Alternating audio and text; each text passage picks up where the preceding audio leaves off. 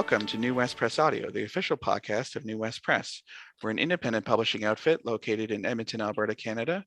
My name is Matt Bowes, and I'm the general manager here at New West. And with me today is Kathryn Willcock, author of the new, nonfiction, reportage, memories, all kinds of things book called Up the Coast, One Family's Wild Life in the Forests of British Columbia.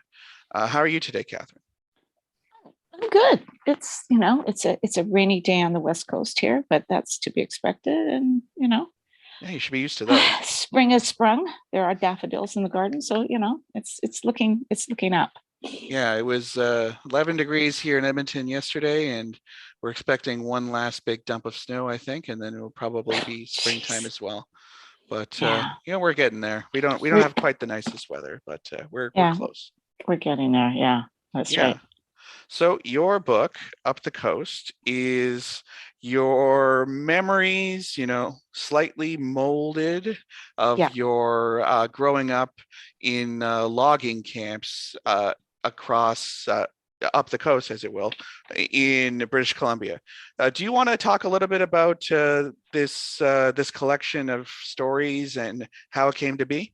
I never really had an intention of writing a book. I did, after my father died, I found some things that he'd been writing.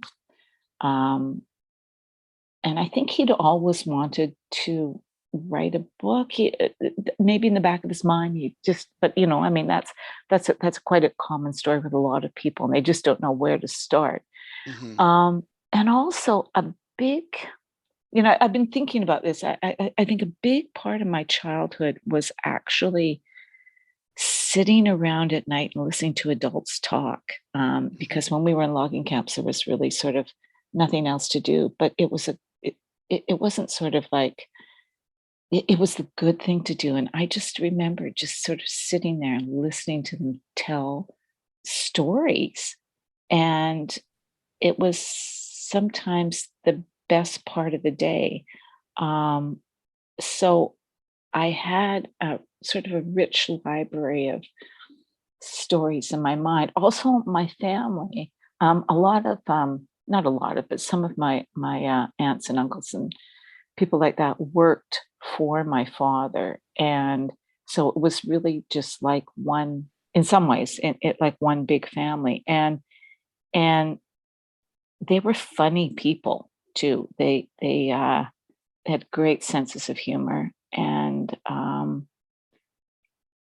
so with that was sort of the starting point. And then when I actually started to write, it was sort of like some kind of nudge, and I don't know. I just started to put things down on paper, and then of course you get to the point where you've sort of got a book. And you send it off thinking, well, who the hell would publish a book? And nobody gets books published. And I was lucky enough to end up with New West and end up with Sandra Anderson, the best editor ever. And things just went from there. So there you go. That's just that easy, folks. Fire it off to New West, and then we'll publish it. It was just magic. No, but actually, I've been amazed how long the whole process took. But it's all been good and it's all been reasonable. So yeah, publishing is a very slow business.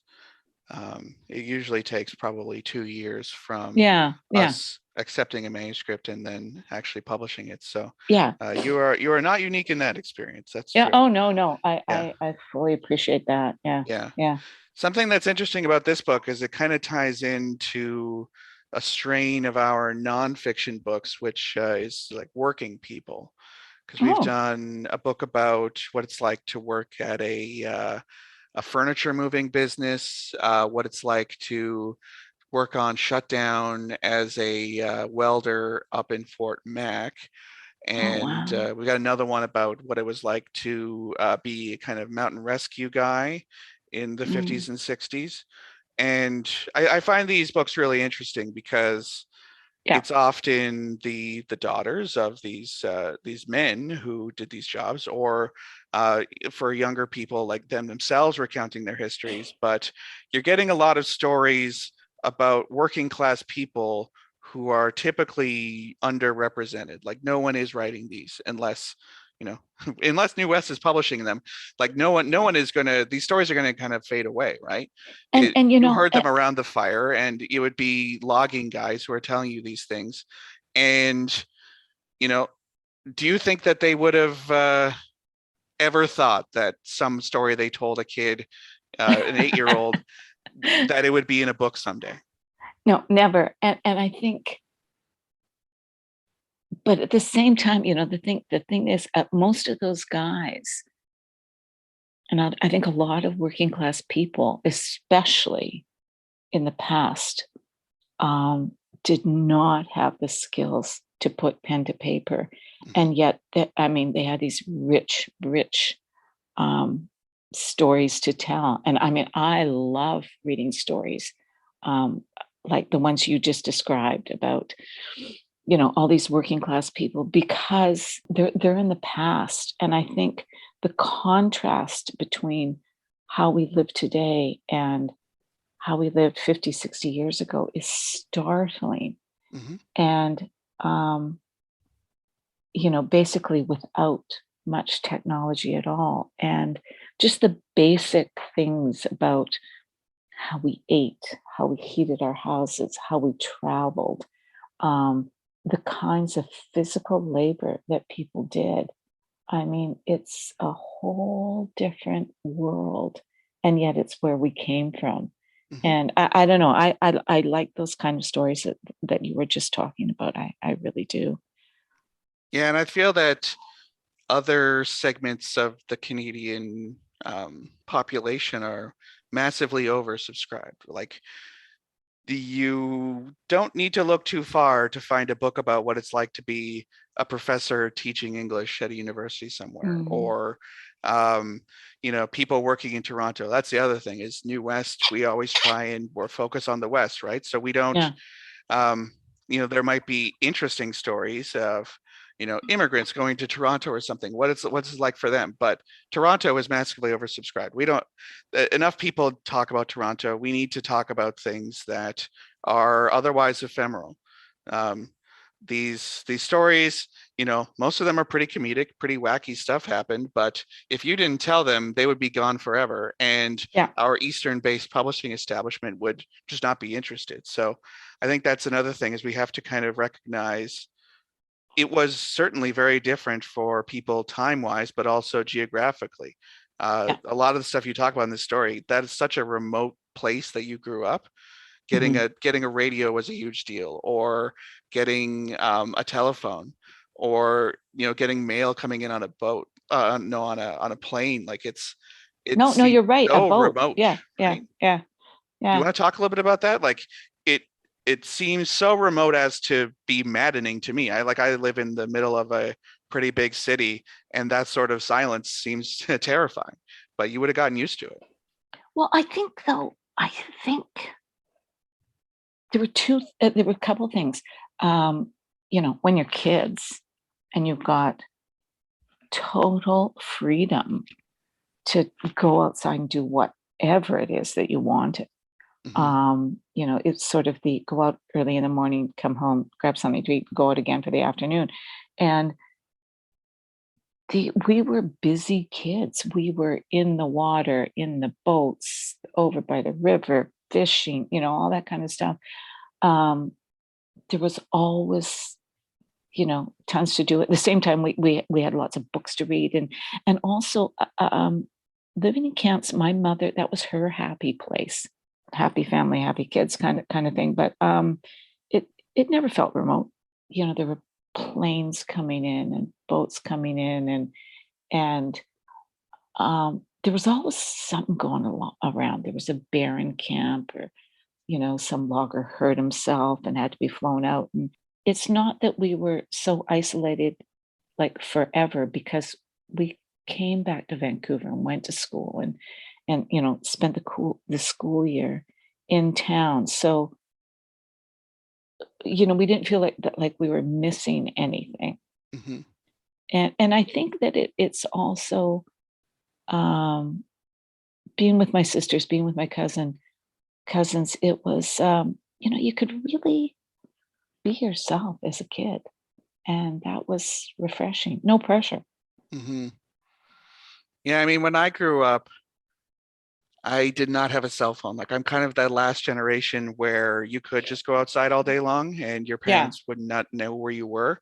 yeah, yeah, I grew up in a subdivision, so like it yeah, wasn't the bush, but I could basically hang out all day if I wanted to. I mostly read books outside or kind of wandered around and played at my friends' houses. But like yeah, that's definitely gone now. Like kids are very um, for better or for worse, looked after a lot more. They're they're in constant contact, and I can't even imagine being like a high school kid now, where your every screw up is probably on TikTok. Someone's probably filming all the time, mm, and everything's kind of immortalized. That's got to be very troubling, and the kids probably don't even understand the issue yet. But being able to do stupid things and then get away with it, and not like people who yeah, were there would know, but it would kind yeah, of move into the realm of myth. yeah. That's gone now. So for you guys, it must have been even better. Well, and I also think that not being programmed, when kids are not programmed, that's when the creativity comes out. Hmm. And I write about my auntie Patty in the book. It's not her real name, but um, I mean, she was a creative force, and she and I were always doing something. And the sewing, the painting, the whatever, um, the candle making, we were always up to something. And so I think that's so important for kids not to be programmed. I mean, I taught school for 110 years, and I saw the results of over programming kids. They have no original ideas, Yeah, is some it of them. particularly Yeah. like useful for a child to, okay, you got karate practice and you're going to hockey and you're, Mm, have a study meeting with this and this person. Like, I mean, I would play maybe one sport a year, and the rest of the time, if I wanted to watch TV, sure. You want to read a book, sure. Like, I do feel it does seem very strange that children don't really get any agency in that sense. yeah. Yeah. But it's all about competition and getting into a good university, right? Yeah. So, Luckily, I got into an okay university with no big deal. yeah. And Yeah. as someone who employs people now, I barely Yeah. even look at where they went to school. So, Yeah. but so one of the parts of the book that I found the most fascinating, it might surprise you, and this is Okay. one you might have to delve into your father's writings on, would Oh, be the sort of like lottery process they used to figure out what parts of the bush each guy would get to work on. oh, I yeah. feel like Okay. if you ever wanted to write another book, that would be a great setting for a novel, because it seems very high stakes and almost like a cartel of guys in the bathroom smoking cigarettes. Like, okay, you'll take this plot, you'll take that Yeah. plot. Yeah. But like that is kind of a crazy way for the government to portion out how it works. And like, do you want to talk about that for a little bit? Because I feel like that's kind of a revelation on how business used to work back in the day. Well, It's like um, it is literal backroom dealing, isn't it? oh, for sure. Oh, for Yeah. sure. It was, it was really a cutthroat business, right? Hmm. And and so basically guys paid each other off for what stands of timber they could have. Hmm. And um, that was make it or break it. I think I wrote in the book, it really depended on, you know, um, how you were going to live through the winter. Were you going to have enough money? Hmm. Were you going to be at your bank again asking for a loan if you didn't get the right stand of timber? And some of actually, um, some of those guys, some of my uncles were totally cutthroat. Yeah, your one And uncle seemed like kind of a real shark. yeah, yeah, exactly. And he was actually responsible for the deaths of um, lots of guys because Hmm. he just ran. There was no overseeing of the conditions in the camp, and with logging's a very dangerous business. And I Hmm. literally remember um, being on the beach during the day and watching the planes go up the camp, go up the inlet to pick up dead guys out of his camps. And it was even as children, we realized that was just unspeakable what was Hmm. going on. And the pilots who stopped in our camp would talk about it, and nothing was done about it. But it was all about, and those guys made a lot of money, those Hmm. camp bosses. But the funny thing was they all died young, Hmm. which was lots of drinking, lots of smoking, that kind of stuff going on. But Stressful job, even if you're the boss, right? yeah, yeah. But it's the actual bidding on the timber was, I mean, it was a long time ago. And I mean, did the foresters at the Marine Building on Broad Street there, did they know what was going on in the washroom with these guys buying each other off? I'm sure they did. I'm And sure they they probably just got a cut, didn't they? no, No? no, no, Okay. I don't think so. No, no, no. It was just among the loggers. And it was like a lot of professions you had to work your way up in, Hmm. and the young guys were sort of left with literally the scraps on the table. It seems like And something out of Deadwood Row, right? Like it's Wild West type, you know, wheeling and dealing. That's how you get your season's worth of wood. yeah, yeah. And then sometimes you'd hit it lucky that the stand of timber that you got a license to log, maybe it had like better logs on it than you had imagined, or maybe the market went up. Hmm. And like when my uncle and my father sold out their business, um, they hit the jackpot. The price of fur had skyrocketed, Hmm. and they just hit it lucky. So yeah, it was. I mean, a lot of businesses are like gambling, right? Yeah. But the guys who didn't um, who didn't strike it lucky. I mean, they lived in those hotels on the downtown east side in the Hmm. winter, or like my parents, they stayed in camp all winter and just waited for the weather to change so they could go and start logging again. Hmm. That's a hard way to live. We've actually done quite a few books lately about the downtown east side, and yeah, the interplay between the greater economy of BC and then the street economy of that one particular set of streets in Vancouver is really fascinating because everything is local basically. The ripples in one place are way bigger outside of it. So yeah, it's Yeah. it's been like because I'm not from BC obviously, but just Mm, seeing the way that these different systems play off of each other, I've found really interesting. But this book is mostly funny. Like I picked a part that I found really interesting, that part, but mm. I would say that most of it is comedic in tone.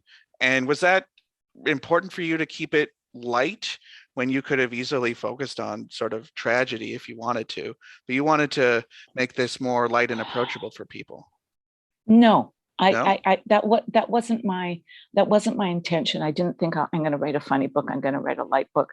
Hmm. It just kind of happened. But I think maybe because you know, um, because that's sort of who uh, my family is. They're funny. They're funny, Hmm. funny people. And I also think that when you're working in such a difficult situation, sense of humor is important. And I mean, Yeah. I Gallows humor kind of thing. um sort of, It's a but dangerous job, so. yeah, yeah, yeah. I just think that's how we communicate. We Hmm. we joke around a lot. Yeah, but I think it's also a coping mechanism Yeah. too, when people are in difficult situations. And I think that, when I think about my father, starting in the woods when he was basically 13, 14 years old, I mean, that's flipping crazy, right? Yeah. Well, that Yeah. 13-year-old's having to go out into that dangerous of a job. Yeah. Mm-hmm. Yeah. Yeah, Yeah. I had a job when I was exactly. 14, but I was a janitor's assistant at my school. So I didn't have to use a chainsaw. And who doesn't like the school janitor, right? Yeah. Everyone loves a school janitor. Everybody loves a school janitor. When you're talking about danger, there's that one story in the book about um, when those guys were cutting down that tree. They were working in snow, and they were cutting down that huge tree, and the saws got wet, or the chainsaws got wet. So they thought, well, we'll just saw it down by hand, and so they asked my father to get inside the tree and Hmm. saw from inside the tree out, and then the tree fell over, and they were all surprised that he hadn't been killed, and they just kind of went on with the day, It's right? Dickensian. Like, oh, this guy's little. Let's get him in right in the middle of this thing, Yeah, yeah, like a yeah. And cotton and gin or and I something. think I think another thing, that's why some of my, I call them uncles. It was so complicated. I have such a huge family Mm. that, some of these uncles are uncles through marriage or divorce or whatever. We just kind of called everybody uncle. But some of them who had started horse logging, in the 20s as kids, like 11, 12-year-old kids, they were so tough and so, emotionally numb, Hmm. that when they grew up to be like real, what I call real sons of bitches, ripping off the relatives to get the best ends of timber, it just flowed naturally to Mm. them. It really was survival of the fittest sort of thing. So, were there any anecdotes that you really wanted to get into the book but couldn't figure out how to place them? Or because now's the time. If there's any funny stuff, you Oh, can rip one off right now. well, my sister's been a great, because she's a little bit older than me. She's been a great source of storytelling. And there's some things that are honestly so wild that I can't even repeat here. Oh, but I'll tell you one story that Sure. I know, the one that I regret not putting in the book. You get loggers in camp that would stay for years.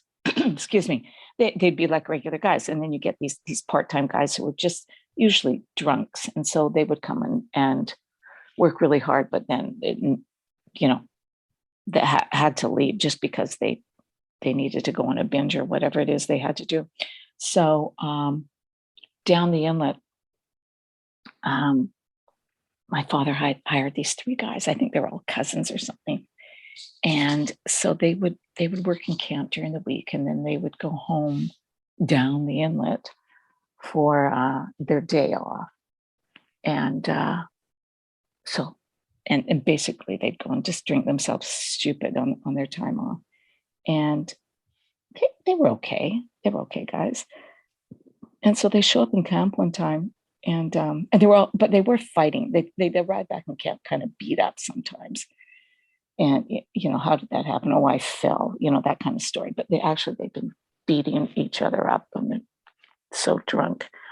And so my dad was down on the wharf one time, and they came back into camp as they did every week, but there was only two of them. And so my father said, "Well, where's Cecil?" And they said, "Oh, he fell out of the boat. He drowned." Deadpan, deadpan. And so my dad said, "Well, what do you mean he fell out of the boat?" "Yeah, fell out of the boat, sank like stone." "Yeah, Hmm. no, couldn't swim." And so my father was absolutely gobsmacked. And then he said he notices the guy's boots are under one of the seats in the boat.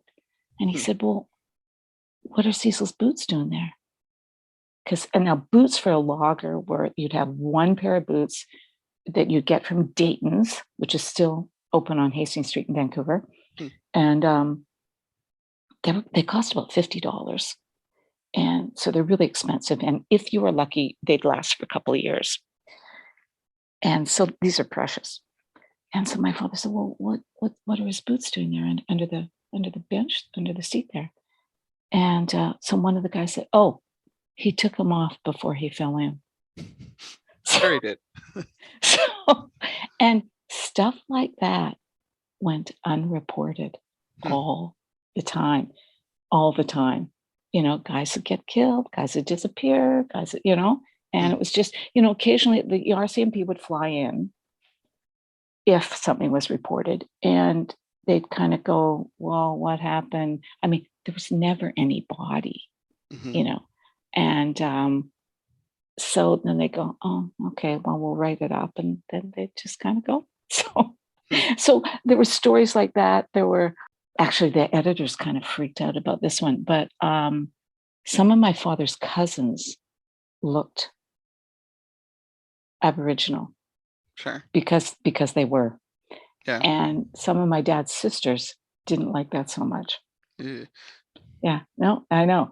And so that was, and I remember I wrote this story. So Hector, one of my dad's cousins, he would show up at our place every Christmas after he, and, came in, spend the day with us, whatever. And after he had been around to all my aunts' houses knocking on the door, and they just basically didn't answer because they didn't want to look at that side of their family, which is really, That's really sad. Oh, tragic. Yeah, tragic. Yeah, it really was. But I wrote in my book too that my grandmother had, this is more stuff that didn't go in. My grandmother was basically sent to a residential school, but she only ended up at school a couple of days a week, or maybe one day a week, because she was a maid to the priest of the church. And my grandmother only spoke French. They were in Ontario. So when she did get to school, she couldn't understand everything because it was in English. And so she grew up totally illiterate. Yeah. And that was very sad part of the story. But I think people didn't, they just didn't want to acknowledge stuff like that. Yeah. Yeah. It's definitely, there's a lot of reconciliation that's gone on here, and trying to at least reckon with the past, and for a long time, it seems like people just didn't want to do it at all.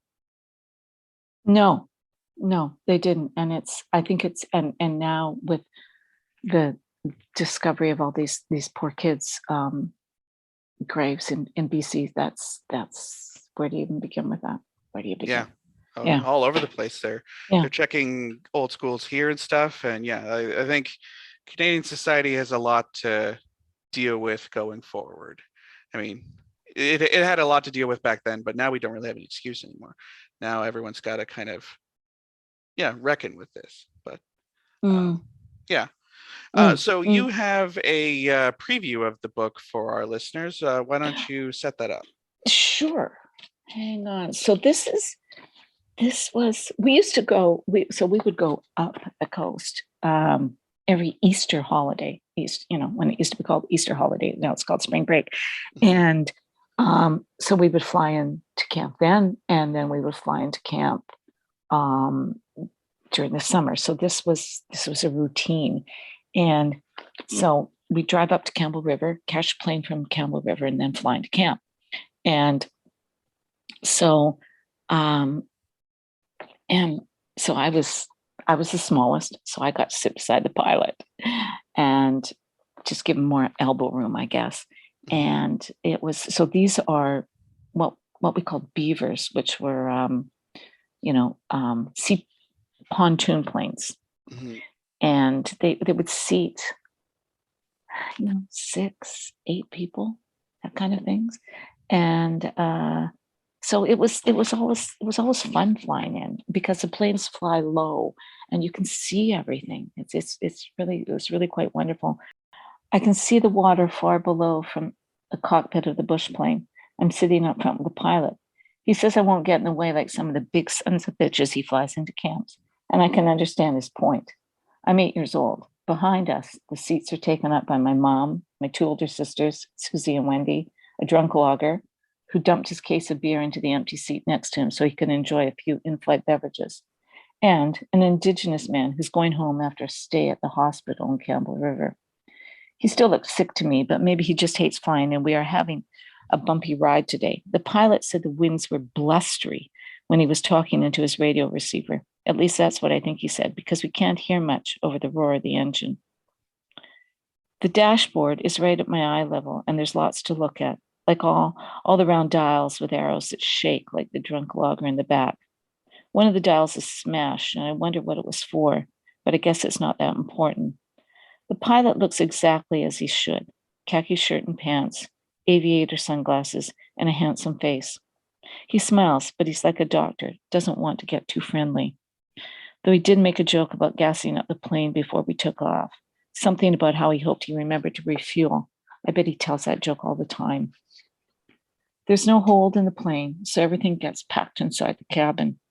Way at the back in the tail of the plane, there's an outboard motor with a tag on it that reads, "Repaired for Joseph Charlie, Squirrel Cove." And a few life jackets are back there too, with some of our suitcases piled on top of them. The biggest suitcases are in the aisle. The last item in the plane was the pilot's fishing rod. He threaded it between the passengers and luggage and hooked it up above the windows on one side. I know he'll stop somewhere on his way back home to fish off the beaver's pontoons. But first he has to drop off everybody, just like a bus driver. Our family will be his last stop because we are going to Orford Bay, way up Butte Inlet, where my father lives most of the time. He's a logger. Out my side windows, the forests go on forever, and inlets run in every direction, slicing into the coastline and leaving islands scattered along the way. Everything is green: the water, the land, and today even the sky. Looking down, I see a fish boat with its net out in a big circle, and I wonder if it's Uncle Floyd's boat. He fishes when he's not working in our camp.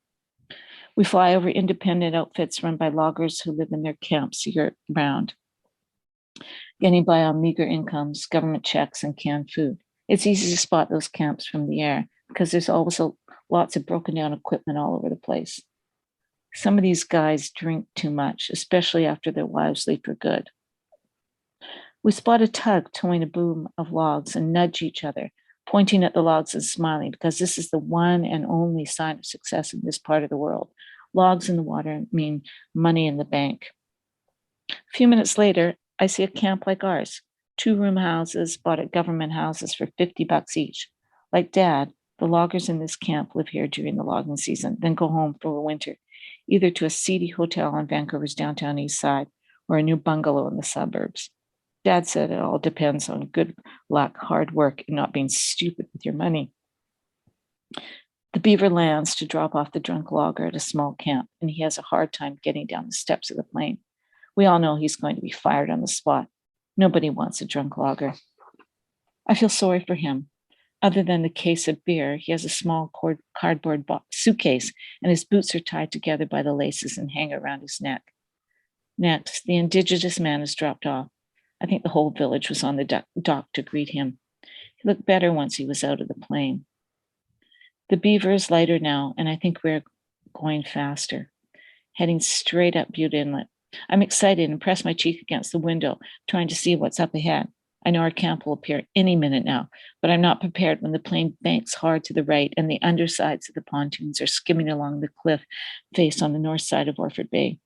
I lean away from the cockpit door, afraid that it will pop open and I'll drop out as the beaver continues in a sweeping arc around the valley behind camp before leveling off and heading back towards the inlet. Our camp whizzes by underneath the belly of the plane, and the white caps come up fast to meet us. The pontoons hit the water hard. Bang, bang, bang. Then the plane rolls from side to side in the choppy waves. The pilot radios the airport in Campbell River to say we've landed, and he turns the plane around and taxis to the log float out front of camp.